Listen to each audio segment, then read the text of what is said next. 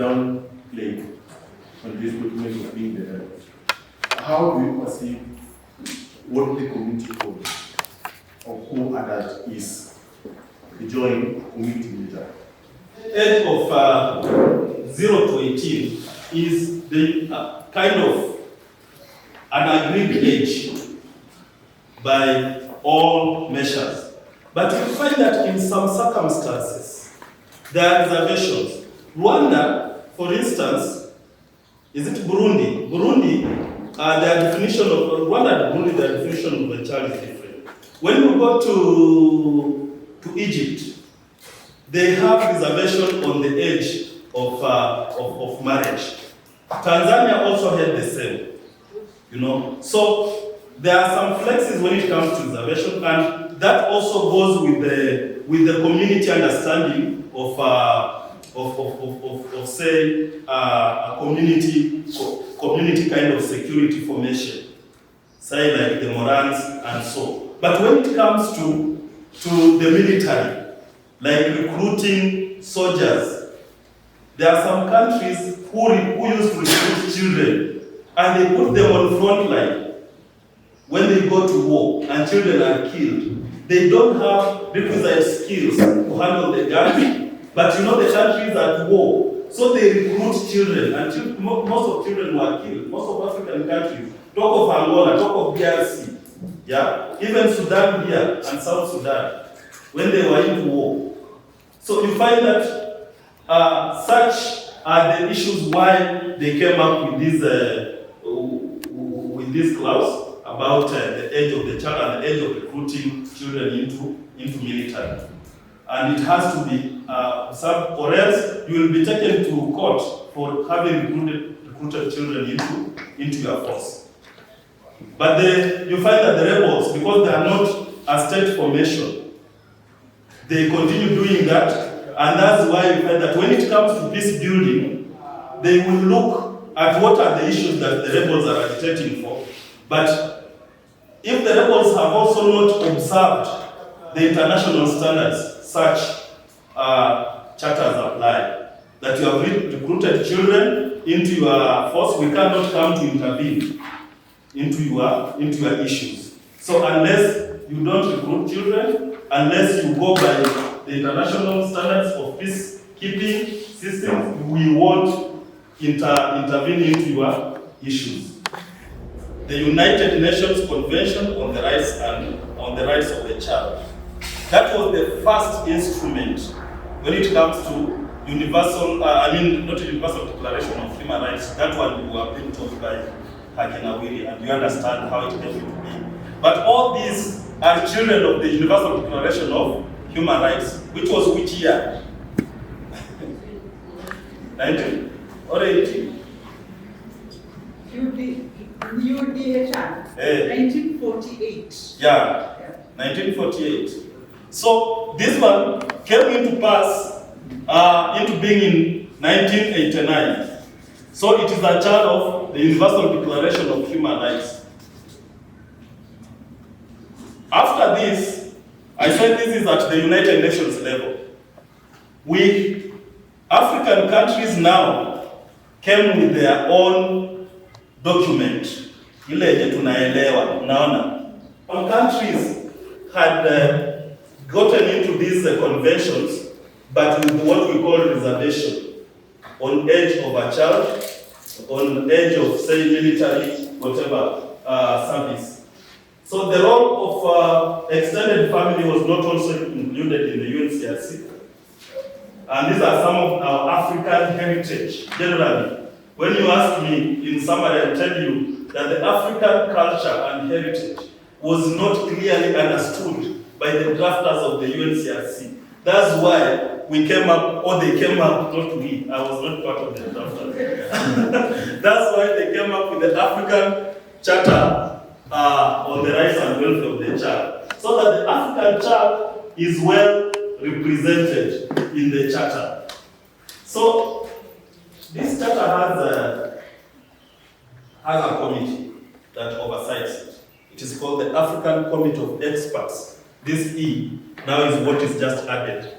The African Committee of Experts on the Rights and Welfare of the Child. it foresees the implementation of this, of the charter.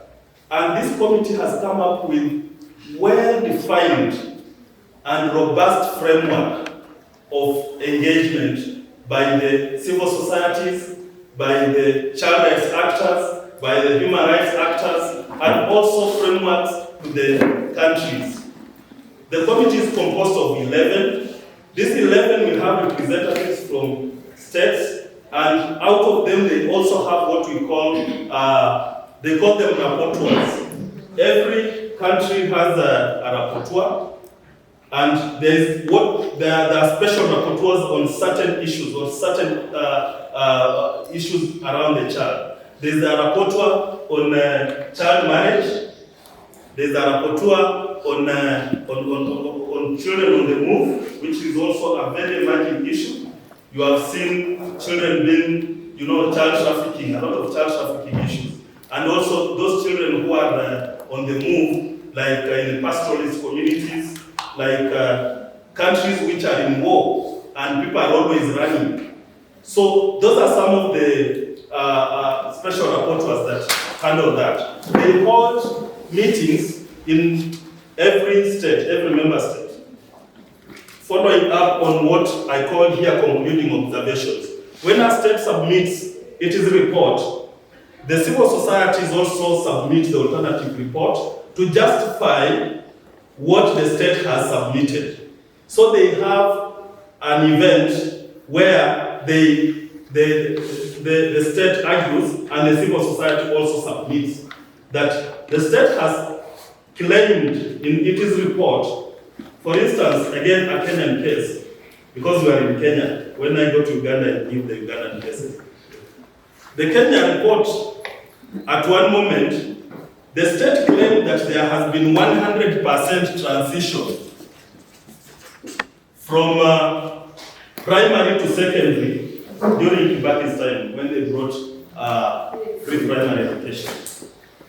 But the civil society, when they submitted their report, they said this is not true, because there was free primary, but there was no plan of transition of these numbers to high school. First, infrastructurally and also superstructurally, whereby there were no enough teachers in high school to handle this transition. The admissions in Form 1, and the arguments are practical. You don't go putting their claims, and when they ask you, where did you find this information, you say it was in nation media. No.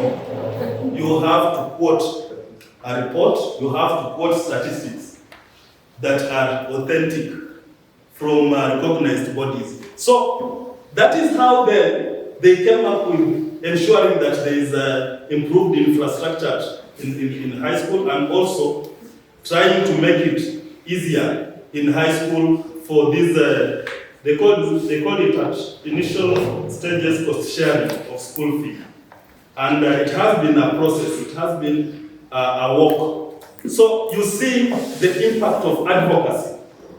When you understand these frameworks, hakuna serikali itakuja ikuambie eti tumeleta masomo ya bure.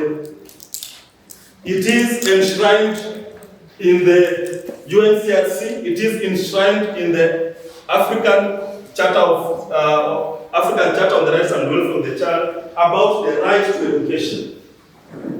And again, this is also a recent case. I'm talking about advocacy now. The recent case in Tanzania. Rafiki yangu hayati Magufuli alikuja akasema kwamba mtoto msichana akipachikwa mimba kama yuko shuleni haendelei. Sasa akasema kwamba the girl child will not continue.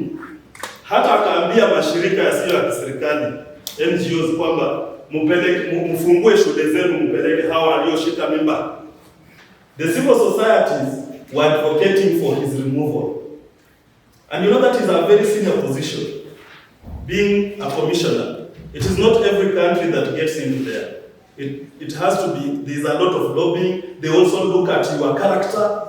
your personal character behavior, ndio sababu tunasema vijana mkuwe mkiwa makini.